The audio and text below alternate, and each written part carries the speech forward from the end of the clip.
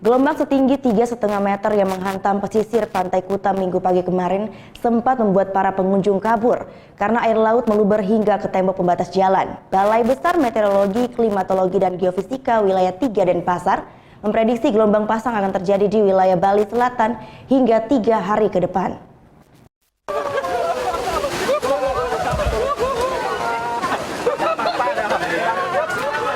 Puluhan pengunjung yang sedang beraktivitas di Pantai Kuta Minggu pagi kemarin kocar-kacir saat air laut meluber hingga ke tembok pembatas jalan raya.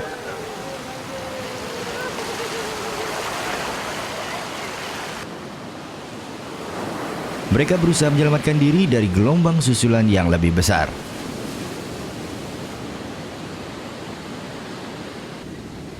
Akibat tingginya gelombang, para pengunjung tidak bisa beraktivitas di laut karena telah dipasang bendera larangan berenang oleh petugas penyelamat pantai.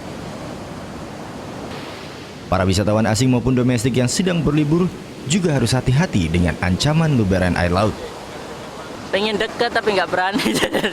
Ini aja agak khawatir ini lihat ombaknya kayak gitu. Karena dari jauh, dari dia berani-beraniin juga.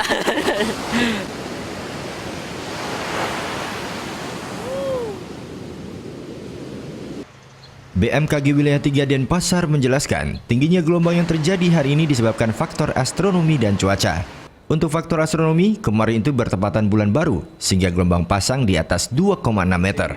Sementara untuk faktor cuaca, dipengaruhi kecepatan angin 30 km per jam yang berhembus secara konstan.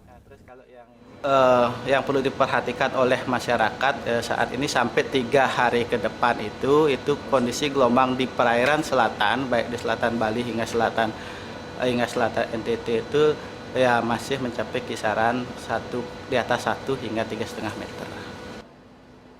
Gelombang tinggi diprediksi akan terjadi hingga 3 hari ke depan di Samudra Hindia, selatan Bali hingga selatan Nusa Tenggara Timur. Muhammad Hasanuddin melaporkan untuk NET.